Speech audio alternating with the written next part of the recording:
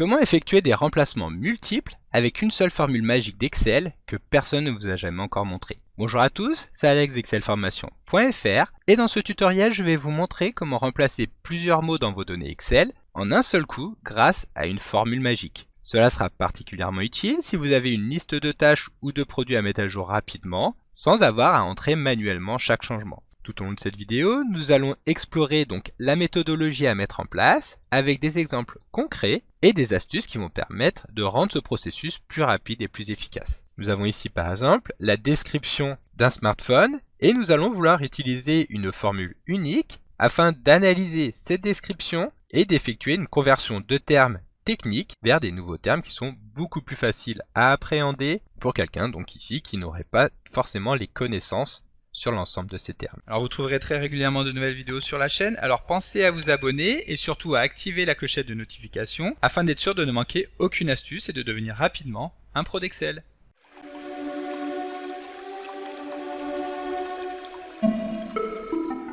Comme d'habitude, si vous voulez être sûr de bien comprendre tout ce que nous allons voir dans le cadre de cette vidéo, vous pouvez télécharger le support de ce tutoriel ainsi que son corrigé en suivant le lien disponible dans la description de la vidéo, ce qui vous permettra de réaliser les opérations en même temps que moi pour bien comprendre tout ce que nous allons voir dans cette vidéo. Alors pour pouvoir illustrer ce tutoriel, nous allons utiliser le tableau que nous avons actuellement à l'écran qui présente les différentes tâches d'un projet. Nous avons donc ici le nom de la tâche et le type de tâche à laquelle celle-ci peut être attachée. Le but sera donc ici de remplacer certains types de tâches par de nouveaux termes en utilisant une formule Excel qui va permettre d'harmoniser le tout à partir du tableau que nous avons ici qui permet de retrouver les anciens termes tels que nous les avons ici et le nouveau terme que nous voulons récupérer ici dans les colonnes jaunes. Donc ici, tout est intentionnellement simplifié au maximum, mais nous pouvons imaginer pousser donc cet exercice beaucoup plus loin et vouloir automatiser le remplacement de très nombreux termes sur une immense base de données. Et pour aller un petit peu plus loin, nous verrons ensuite un deuxième exemple dans lequel nous avons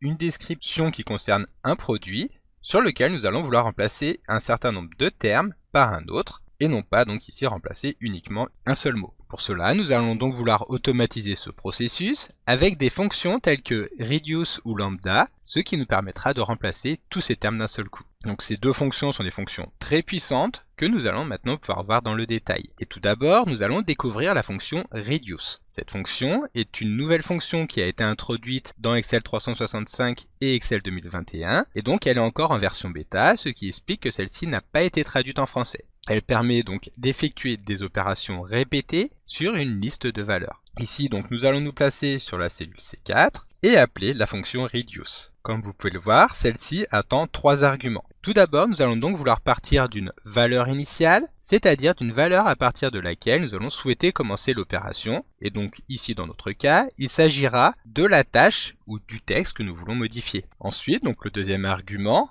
tableau, correspond à la série de valeurs sur laquelle nous allons souhaiter appliquer notre transformation. Ici, il s'agira donc des anciens termes que nous allons vouloir identifier pour les remplacer. Et donc, l'opération de remplacement sera saisie dans le troisième argument fonction, qui permet donc de définir l'opération à effectuer pour chacune des itérations. Et c'est justement dans ce troisième et dernier argument fonction que nous allons utiliser la seconde fonction de ce tutoriel, à savoir la fonction lambda. Donc juste avant de passer à la fonction lambda, il faut savoir que l'avantage de la fonction reduce, c'est qu'en nous permettant de simplifier des opérations complexes de façon itérative, elle va nous permettre d'éviter de devoir écrire plusieurs lignes de formules substituts ou encore de devoir mettre en place des macros VBA.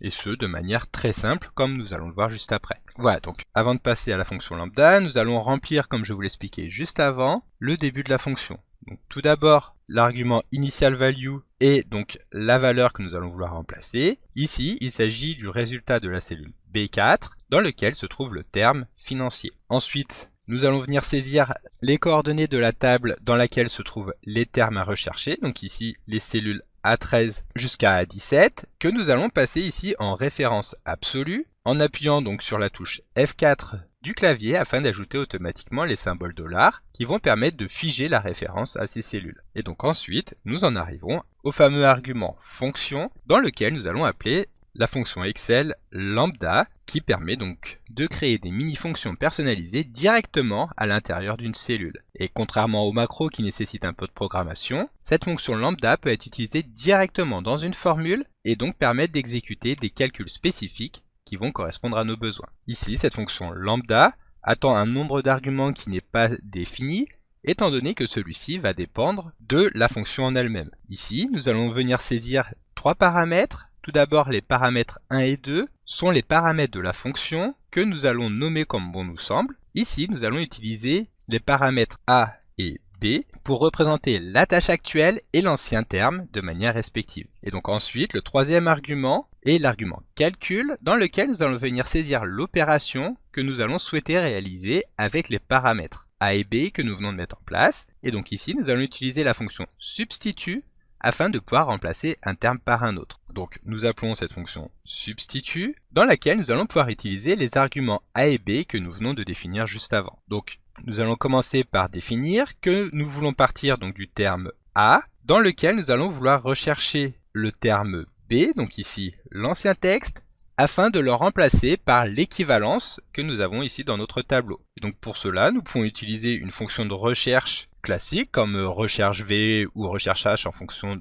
de la forme de notre source de données, ou alors la fonction indexEquiv qui est beaucoup plus simple à mettre en place et qui fonctionne un petit peu comme recherche X. Voilà, donc ici nous commençons par définir dans quelle plage de cellules se trouve la valeur que nous allons vouloir récupérer. Comme tout à l'heure, nous allons la passer en valeur absolue en appuyant sur la touche F4. Et ensuite, donc, nous appelons la fonction Equiv afin d'identifier la position de la cellule dans laquelle se trouve la valeur que nous allons vouloir récupérer. Donc ici, nous allons vouloir identifier la valeur de B à l'intérieur de la plage des cellules A13 jusqu'à A17 que nous allons encore une fois passer en référence absolue. Et ici, nous allons définir que nous voulons une recherche exacte, c'est-à-dire que soit Excel arrive à identifier le terme financier dans la plage des cellules, soit il renverra une erreur pour bien nous indiquer que le terme n'est pas trouvable dans la base de données. Et donc maintenant, il va nous suffire de fermer toutes les parenthèses que nous avons ouvertes, donc la parenthèse de la fonction Equiv, celle de la fonction index, de la fonction substitut, de la fonction lambda et enfin de la fonction reduce. Cela étant fait, il va nous rester à valider en appuyant sur la touche Entrée et comme vous pouvez le constater,